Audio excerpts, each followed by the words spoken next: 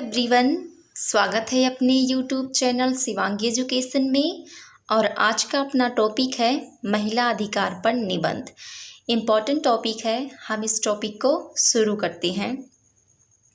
महिला अर्थात नारी आदिकाल से माँ, बहन, पत्नी, पुत्री आदि अनेक रूपों में मानव समाज में अपना स्वरूप स्थिर कर मौजूद कर रही है, परंतु दुर्भाग्य से पुरुष प्रधान समाज में नारी का सदैव शोषण हुआ है।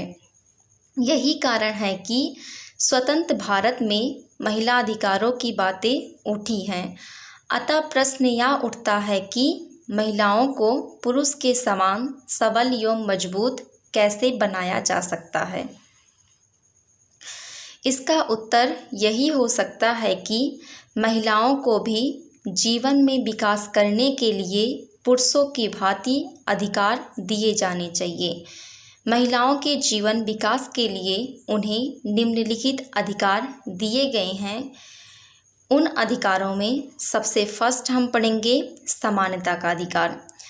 फर्स्ट पॉइंट हमारा है समानता का अधिकार। इसके अंदर देखो, स्वतंत्र भारत में महिलाओं को संविधान द्वारा समानता का अधिकार प्रदान किया गया है।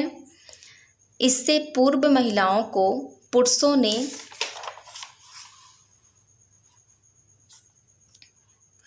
अपने समान नहीं समझा था। आज महिलाओं को न केवल मतदान करने का ही समान अधिकार दिया गया है, अपितु हर क्षेत्र में बड़े से बड़े पद पर आसीन होने का भी समान अधिकार है। आज महिलाएं पुरुष के समान जिला परिषद, विधानसभा, लोकसभा आदि सभी छोटे बड़े चुनाव में भाग ले सकती हैं। इसी प्रकार आर्थिक और सामाजिक क्षेत्र में भी महिलाओं को समानता का अधिकार है।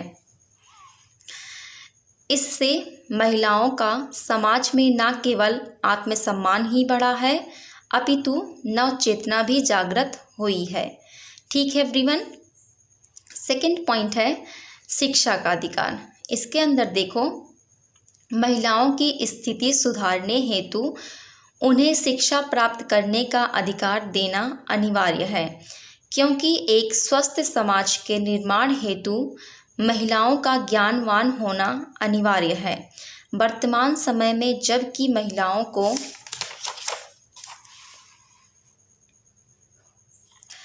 महिलाओं को भी पुरुष के समान शिक्षा प्राप्त करने का अधिकार प्राप्त है।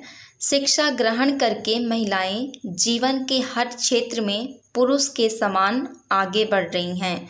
आज महिलाएं योग्य डॉक्टर, नर्स, अध्यापिका, कुशल पुलिस अधिकारी बनकर पदों की शोभा बढ़ा रही हैं। शिक्षा का अधिकार मिलने पर वह आर्थिक रूप से अपने आप को मजबूत बना रही हैं, ताकि पुरुष उसे कमज़ोर समझकर उसका शोषण ना कर सके। ठीक है एवरीवन। थर्ड पॉइंट है न्याय का अधिकार। इसके अंदर देखो, अन्याय एक ऐसा विषय जो किसी भी मनुष्य को घुट घुट कर मरने को विवश कर देता है। अतः जीवन में न्याय मिलना अति अनिवार्य है। महिलाओं के संदर्भ में तो यह बात और भी अधिक अनिवार्य हो जाती है, क्योंकि हमारे समाज में महिलाएं अत्यधिक शोषण, अन्याय और अत्याचार की शिकार रही हैं। आज भी स्वतंत्र भारत में महिलाओं को पूर्ण न्याय नहीं मिल पाता। पुरुष प्रधान समाज में कदम कदम पर महिलाओं पर अत्याचार और अन्याय हो रहा है। न्याय की दृष्टि से पुरुष और महिला को समान समझा जाना चाहिए। न्याय की दृष्टि से महिलाओं के साथ पक्षपात नहीं करना चाहिए।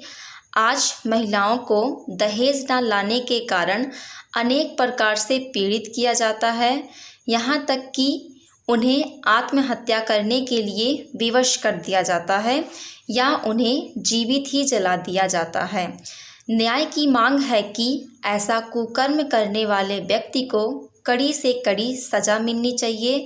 जब तक महिलाओं को पूर्ण न्याय नहीं मिलेगा तब तक महिलाओं के जीवन का विकास नहीं हो सकेगा। ठीक है एवरीवन। 4th पॉइंट है इच्छानुसार व्यवसाय चुनने का अधिकार। इसके अंदर देखो, जब तक महिलाएं आर्थिक दृष्टि से आत्मनिर्भर नहीं होती तब तक महिलाओं को दिए गए अधिकार व्यर्थ हैं, क्योंकि आर्थिक दृष्टि से पुरुष पर निर्भर रहने के कारण ही उनका शोषण होता है।